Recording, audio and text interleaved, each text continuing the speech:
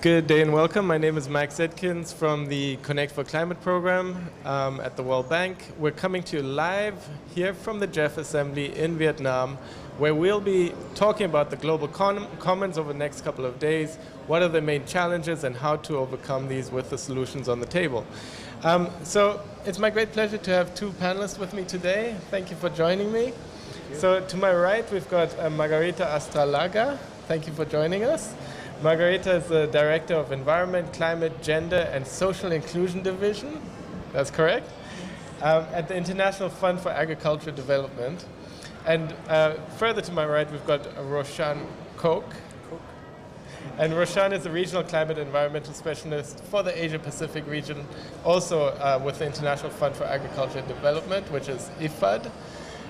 Thank you so very much for joining us. So maybe just to get us going, Margarita, over to you. Could you explain a little bit about IFAD and what your main strategy and engagement is? It is a fund for development. What exactly does that mean?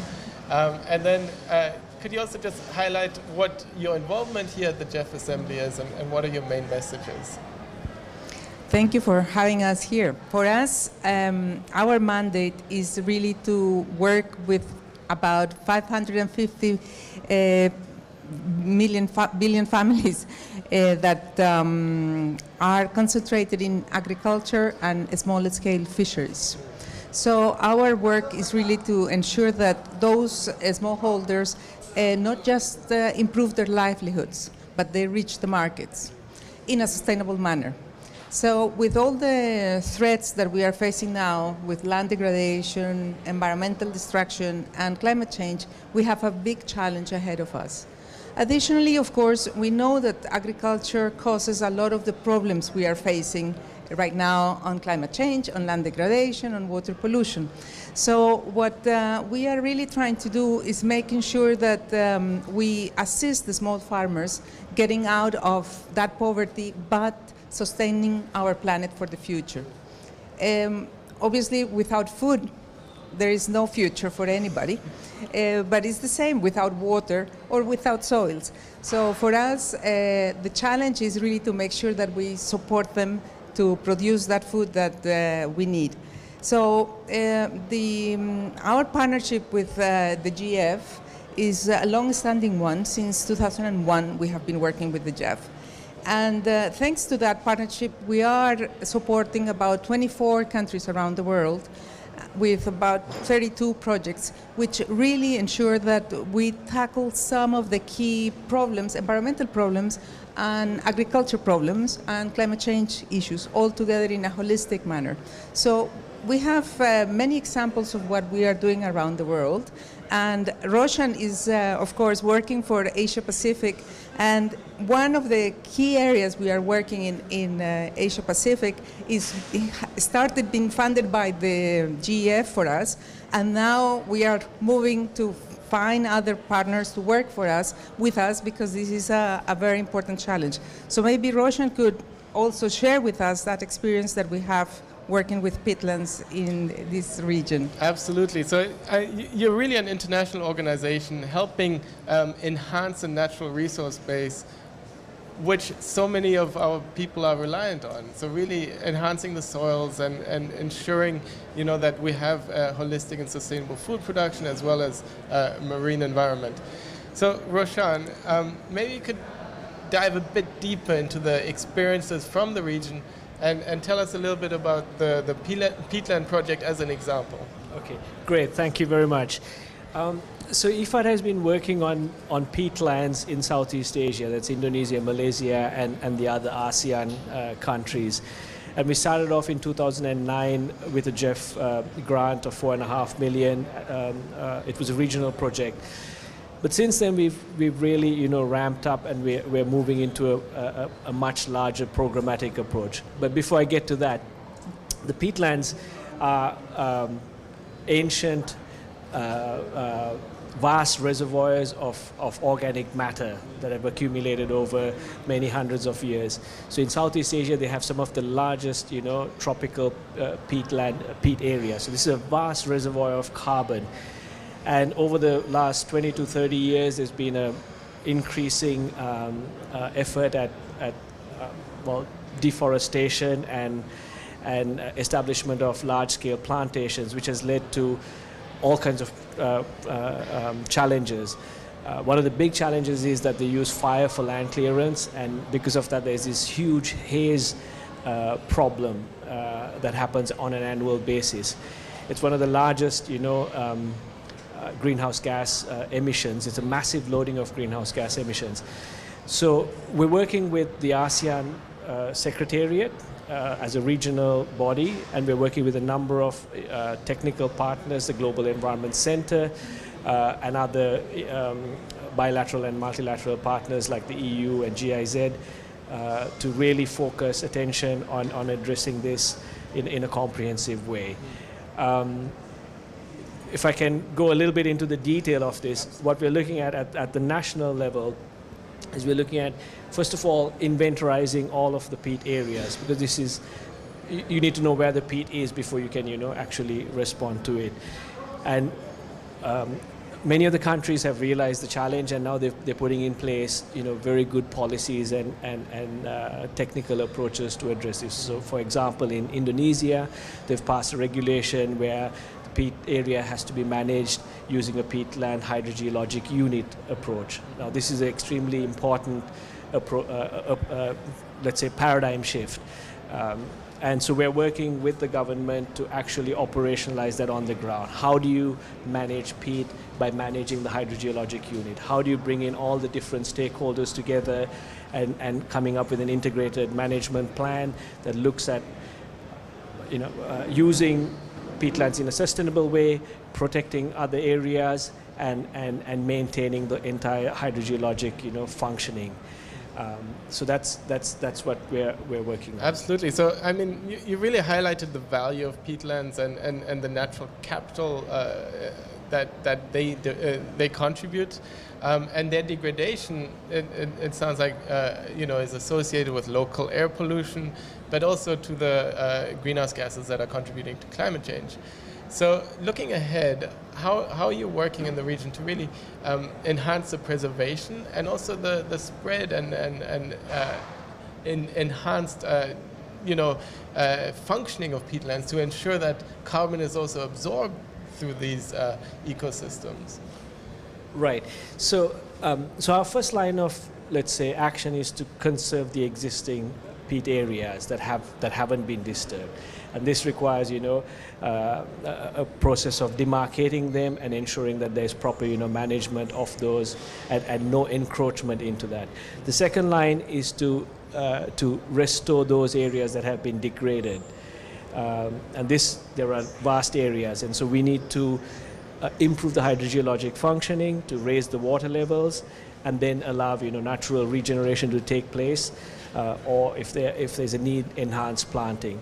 And then the third area is where you have actual production systems. A lot of investments have gone in. There's a lot of capital, sunken capital in there. How do you use those areas in a sustainable way? How do you minimize, greenhouse gas emissions? How do you allow, smallholder farmers to be able to survive off of those lands without doing further damage? And that's very much the role of IFAD in general. It's to enhance the natural cycle and ecological systems around agriculture and around other natural resource processes for smallholders. So maybe looking ahead, what are your aims in terms of working with smallholders and enhancing the eco-functioning of those landscape processes? Well, our priority now is really to work with a food systems approach. And it means we are concentrating our efforts in looking at the ecosystems with a landscape approach, making sure that we are looking at better ways of doing agriculture.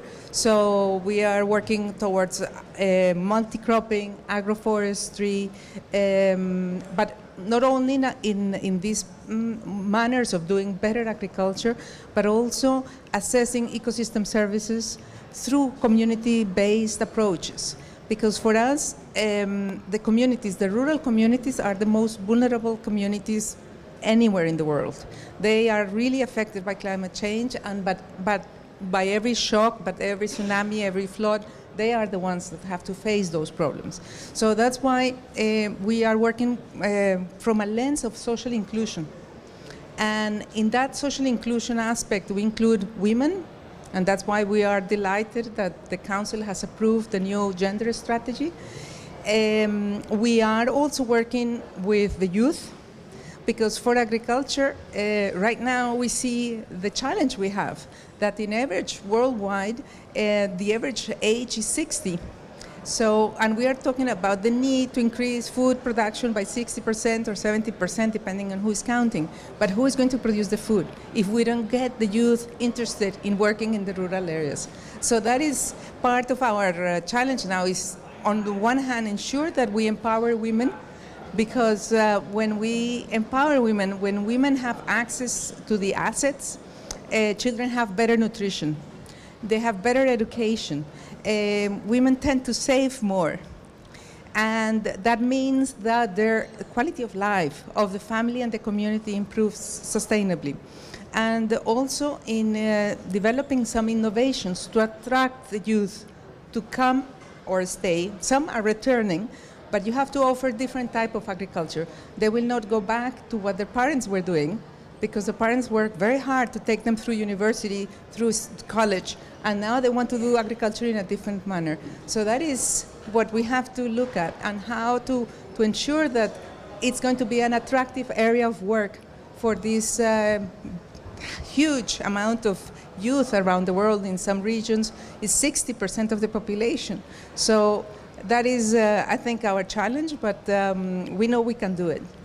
So I mean, it's really a holistic development approach that you're applying there to enhance the agricultural production and include societal needs. Maybe some of those examples of how do you attract young people? How do you ensure that, you know, modern agriculture, future agriculture, integrates renewable energy, has a holistic biodiversity and conservation approach, and is something exciting that, you know, the younger generation wants to be a part of, to build this more sustainable future? No, absolutely. I think you put your finger right on it, because this goes to the issue of values, and how do we, how do we engage youth in terms of looking at, what is meaningful for them, right? And how do we help them realize, their aspirations within their value system. So I think we've in the past been, let's say we've had this approach of,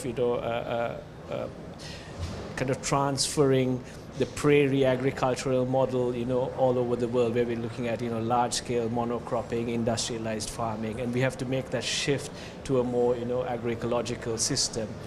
And I think in the tropics, or in the countries that we work in, the developing countries, there's been a historical, process of multi-cropping and a conservation of agri-biodiversity and all of that. So it's a matter of bringing those back in and valorizing them, for lack of a better word, so that the youth feel that, okay, they are contributing to something greater than their own, let's say, livelihoods, that the work that they're doing is actually contributing to improving the environment, contributing to global, benefits, and so on. So for that, there are a number of changes that have to happen, because we know not very many people are interested in, hard labor. So how do we support them in, reducing that drudgery associated with farming? So how do we, bring in appropriate technologies to help them out? As you mentioned, renewable energy. How do we, integrate renewable energy into that process, so that, they have access to also some of the modern, amenities, right? Whether it is refrigeration, whether it is access to the internet, and so on and so forth. So all of that needs to be brought into the new, approach to engaging youth. Yeah, so it's bringing the new technologies, the clean technologies, and combining them with an agri-ecological approach. So maybe just in closing, we're on Facebook Live here, so maybe your message for young people out there to be a part of this revolution to a more sustainable future, this drive to conserve our global commons. Well, I would say that they have to become the leaders of the change of the planet, because it's for their future. It's our past almost, and it's their children that will have to live with whatever the planet they find. So we have done our work very hard, but we need now the youth to be really active and make their decision makers accountable for their future. That's, I think, the main message. Perfect. And a quick soundbite from you? Well, I think Margarita has said it. Yeah, I mean, they need to we have to help them take that leadership role. We need to also, in a way, step aside and give them the space to be able to take that role and to be able to lead in that process. So I think that's our job. So the young people are already leaders of today, and we just have to ensure that they get the space to lead. Absolutely. Thank you so very much, and thank you for joining us on Facebook Live here at the GEF Assembly. Keep engaging with us with the hashtag GEF Live, broadcasting on the Connect for Climate channel. Thank you so very much. Thank you.